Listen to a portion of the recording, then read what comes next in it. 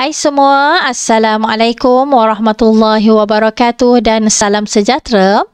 Berjumpa lagi bersama Cikgu Shu dalam mata pelajaran Sains tahun 2. Baiklah, sebelum tu Cikgu nak minta murid untuk like dan subscribe channel Cikgu dan jangan lupa tekan butang loceng untuk notifikasi.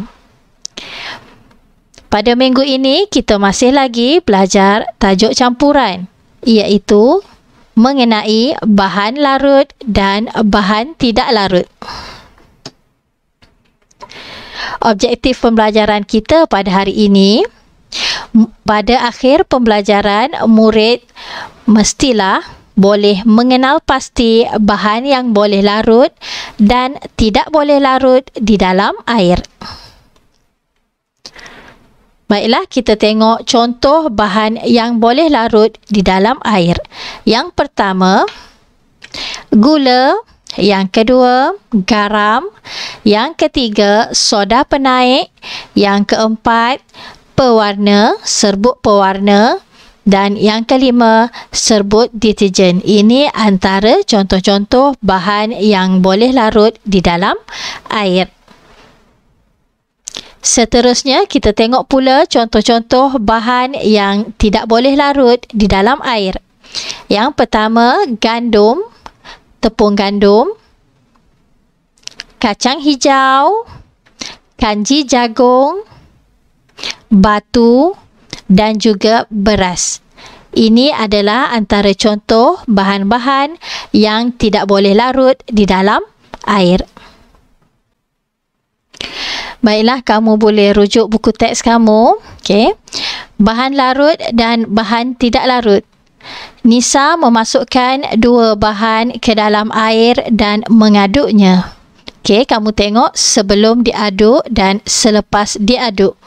Okey, sebelum diaduk, dia masukkan dua bahan, iaitu biji jagung dan juga gula. Okey, dia masukkan dua bahan ke dalam segelas air. Okey, kemudian diadukkan. Okey, selepas diaduk, kamu tengok apa yang ada di dalam air. Apa yang terdapat di dalam air sekarang? Okey, kamu hanya nampak biji jagung.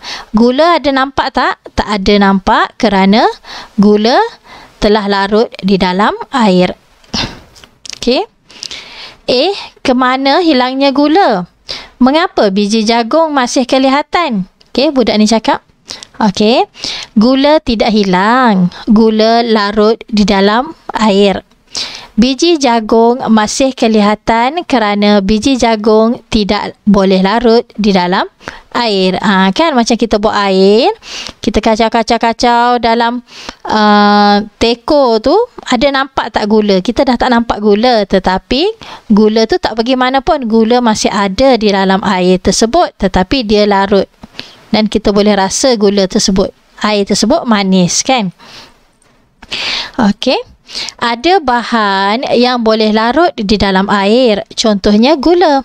Ada bahan yang tidak boleh larut di dalam air. Contohnya biji jagung. Okey.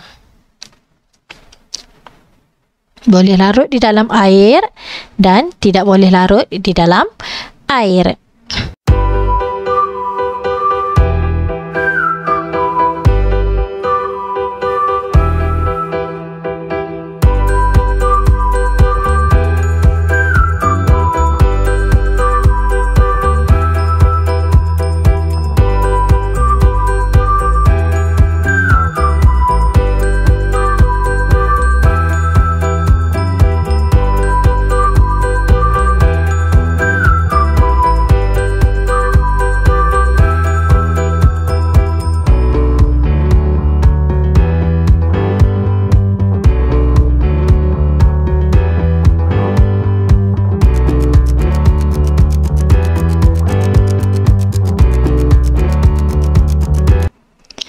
Baiklah, mari kita tengok uji kaji ini.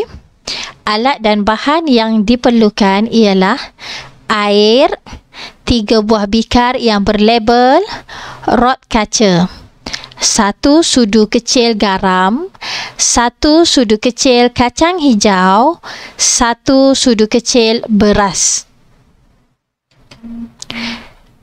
Langkah-langkah. 1. Langkah pertama, tuang 200 ml air ke dalam setiap bikar.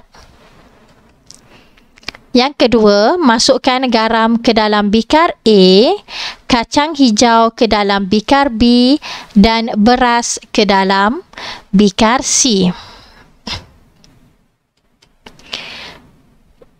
Langkah yang ketiga, aduk air pada setiap bikar dan perhatikan perubahan yang berlaku. Aduk air pada setiap bikar dan perhatikan perubahan yang berlaku. Yang keempat, catatkan pemerhatian kamu di dalam jadual seperti di bawah. Okey, buat jadual seperti ini. Bikar A, B dan C. Bahan apa? Garam, kacang hijau dan beras. Pemerhatian di sini, bahan masih kelihatan atau tidak. Bahan larut atau tidak larut. Okey, soalan di sini, larut di dalam air. Apa dan apa tidak larut di dalam air. Okey, kamu tulis di sini jawapan. Garam ke larut di dalam air, kacang hijau ke? Okey, kamu tengok melalui pemerhatian. Okey, jom kita tengok sama-sama pemerhatian uji kaji tentang mengaduk campuran bahan.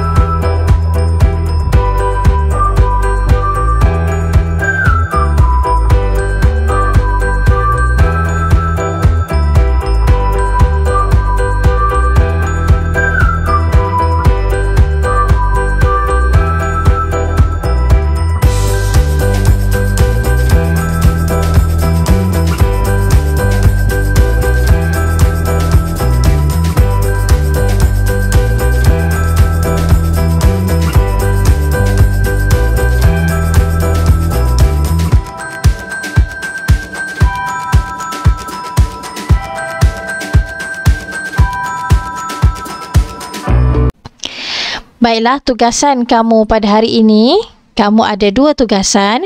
Tugasan yang pertama ialah lengkapkan jadual pemerhatian uji kaji yang terdapat dalam buku teks muka surat 96. Uji kaji yang cikgu telah tunjukkan pada kamu tadi. Okey, cikgu nak kamu salin jadual dan lengkapkan di dalam buku tulis sains kamu. Okey, tugasan yang kedua, buat latihan dalam buku aktiviti sains muka surat 58 hingga 60. Baiklah, itu saja daripada cikgu. Sehingga kita berjumpa lagi. Bye-bye. Assalamualaikum.